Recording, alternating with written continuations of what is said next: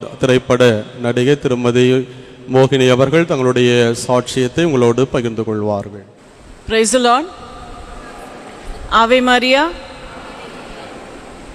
So இங்கே இந்த திருத்தலம் நான் அடிக்கடி வர்ற ஒரு பெரிய ஒரு ஆசீர்வாதத்துக்குரிய ஒரு இடம். எவ்ரி டைம் நான் இந்தியா வரும்பொழுது, இப்போ நான் இந்தியாவில் இல்லை, நான் இருக்கிறது சியாட்டில் அப்படிங்கிற ஒரு சிட்டி, யூஎஸ்ஏல இருக்கேன். எவ்ரி டைம் நான் இங்கே வரும்போது இந்த திருத்தலத்துக்கு வர்றது எனக்கு ஒரு பழக்கமாயிருச்சு. இங்கே மாதா கிட்ட அந்த வருஷத்தை ஒப்பு கொடுத்து, அடுத்த வருஷம் நான் வர்ற வரைக்கும் இந்த பிரச்சனைகள் எனக்கு இருக்குது, இதெல்லாம் தீர்த்து கொடுங்க அப்படின்னு கேட்குறது என்னோட ஒரு வழக்கமாயிருச்சு. அண்ட் நான் இது வரைக்கும் நான் என்னென்னலாம் மாதா கிட்ட கேட்டிருக்கேனோ, என்னென்னலாம் அவங்களுடைய பரிந்துரை ஜபத்துக்கு நான் விண்ணப்பம் பண்ணேனோ, அது எல்லாத்துக்குமே எனக்கு ஆன்சர்ஸ் எப்பயுமே கிடைக்கும். நான் ஒரு பிராமண குடும்பத்திலிருந்து கத்தோலிக்க கிறிஸ்துவராக மாறினது எல்லாருக்குமே தெரியும்.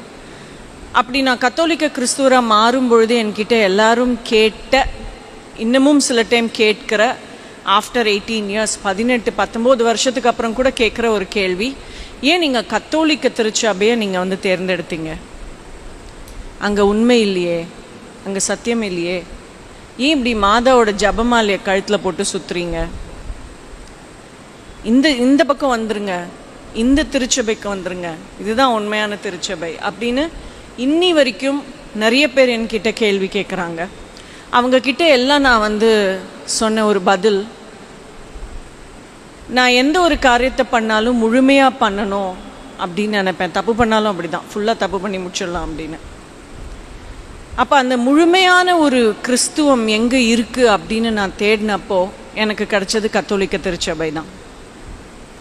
ஆதியிலே வார்த்தை இருந்தது, அது தேவனாக மண்ணில் பிறந்தது. எப்படி தேவனாக மண்ணில் பிறந்ததுன்னு பார்த்தீங்கன்னா, மாதா மூலமாக தான் வந்தார். அப்போது மாதாவே இல்லாத ஒரு இடத்த ஒரு இல்லமாவோ, ஒரு கோவிலாவோ, ஒரு குடும்பமாவோ என்னால் பார்க்க முடியல. நற்கருணைநாதர் முழுமையாக இருக்கிற இந்த கோவில், கத்தோலிக்க கோவில் தான், இந்த திருச்சபை தான், இந்த இடத்துக்கு தான் நான் வரணும் அப்படின்னு நான் ஒரு முடிவு பண்ணேன். அடுத்து அவங்க கேட்குற கேள்வி, நீங்கள் இவ்வளோ படிச்சிருக்கீங்க, நீங்கள் ஏன் மாதாவினுடைய பரிந்துரை ஜபமெல்லாம் என்னென்னமோ சொல்கிறீங்க, இதெல்லாம் உங்களுக்கு நல்லா இருக்கா அப்படின்னு கேட்பாங்க. நான் சொல்வேன், இது எனக்கு சூப்பராக இருக்குது, ரொம்ப ரொம்ப நல்லா இருக்குன்னு சொல்வேன்.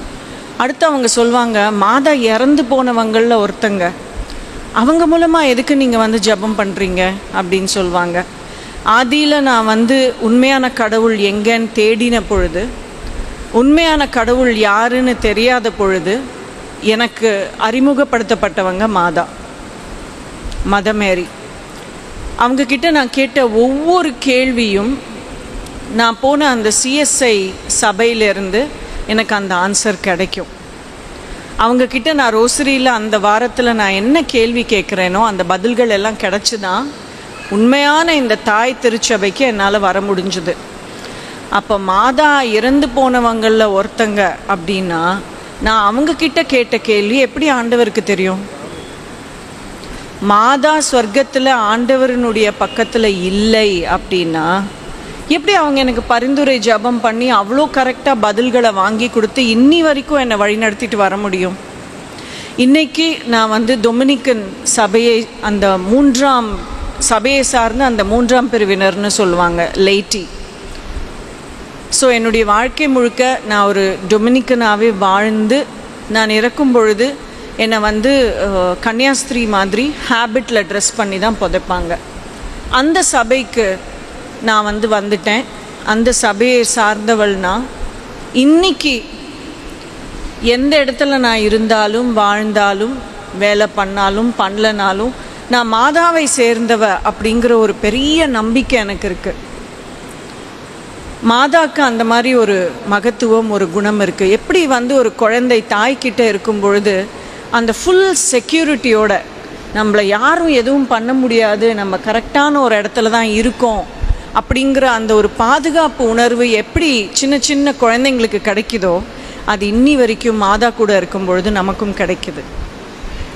அப்படி நான் ஒரு டொமினிக்கனாக ஆனதுக்கு அப்புறமா எனக்கு கிடைக்கிற இந்த பாதுகாப்பு உணர்வை இதுக்கு முன்னாடி நான் அனுபவிச்சதில்லை. கிறிஸ்துவ வாழ்க்கைக்கு முன்னாடி நான் இந்த பாதுகாப்பு உணர்வை நான் அனுபவிச்சதில்லை.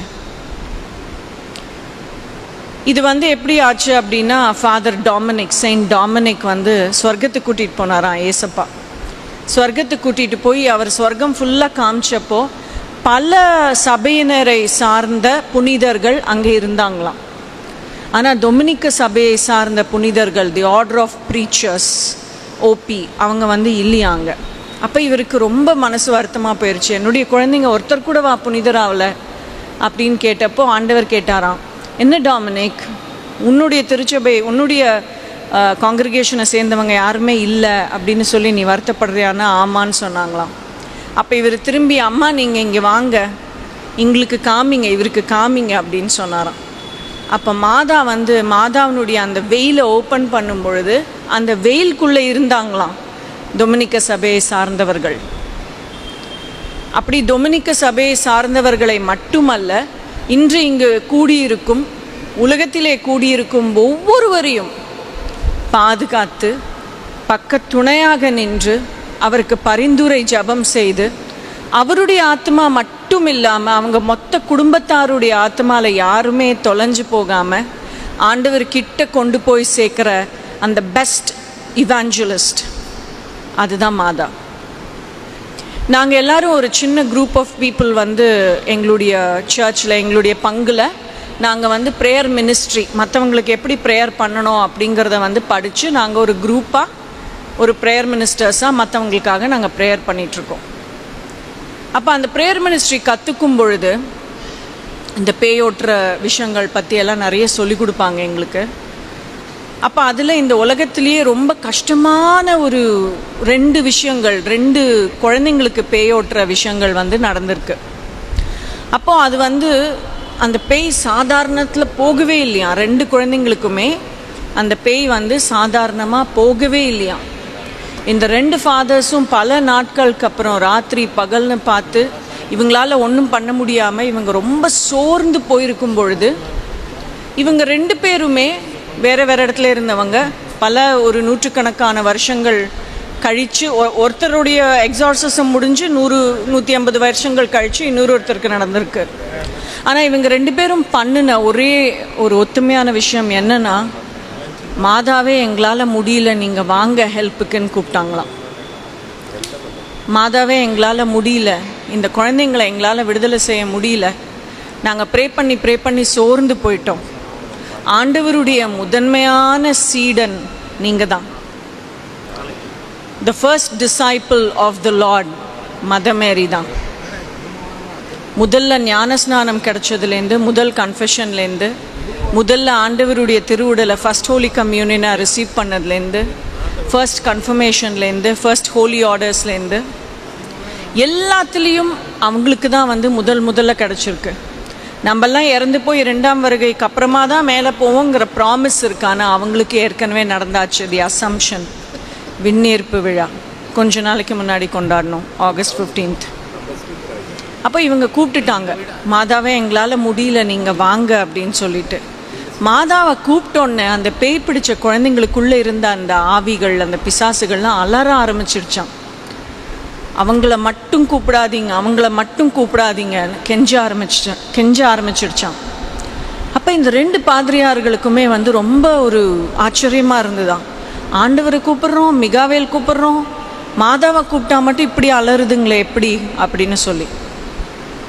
அப்போ அந்த 2 பிசாசும் சொல்லிச்சான், அவங்களுடைய தாழ்மை எங்களால் தாங்கிக் கொள்ள முடியாத ஒன்று, அவங்களுடைய தாழ்ச்சி எங்களால் தாங்கிக் கொள்ள முடியாத ஒன்று, நாங்கள் இங்கேருந்து போயே ஆகணும், நீங்கள் மாதாவை கூப்பிட்டீங்கன்னா நாங்கள் போயே ஆகணும். அப்போ இந்த அளவுக்கு அவங்களுடைய பவர் எப்படி அவங்களுக்கு வந்ததுன்னா, இறைவன் கொடுத்த ஒரு மிகப்பெரிய வரம் அவங்களுக்கு இல்லை, நமக்கு ஆண்டவர் கொடுத்த மிகப்பெரிய வரம் மாதா. அவங்களுடைய தாழ்ச்சி தான் இன்றைக்கி நம்மளுடைய கவசம். அப்போ எங்களுடைய ப்ரேயர் மினிஸ்ட்ரியில் எங்களுக்கு சில பேருக்கு குணம் கிடைக்காத பொழுது, அவங்களுடைய பிரச்சனை தீராத பொழுது நாங்கள் பண்ணுற ஒரு பெரிய விஷயமும் என்னன்னு பார்த்தீங்கன்னா, மாதாவை கூப்பிட்டுடுவோம். அவங்களுக்கு நாங்கள் கொடுக்குற ஜபம் இந்த 7 சாரோஸ் ரோசரி, வியாகுல மாதாவினுடைய அந்த ஜபமாலையை தான் அவங்களுக்கு நாங்கள் கொடுப்போம். 30 நாட்கள் இந்த ஜபமாலையை சொல்லிவிட்டு எங்ககிட்ட நீங்கள் வாங்க, அதுக்கப்புறம் நாங்கள் மறுபடியும் ப்ரே பண்ணுறோன்னு சொல்லிட்டு.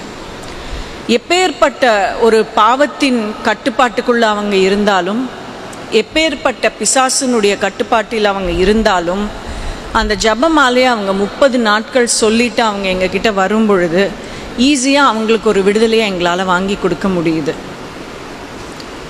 அதுதான் மாதாவினோட பவர். ஏன்? அவங்களுடைய தாழ்ச்சி, அவங்களுடைய ஒபீடியன்ஸ்.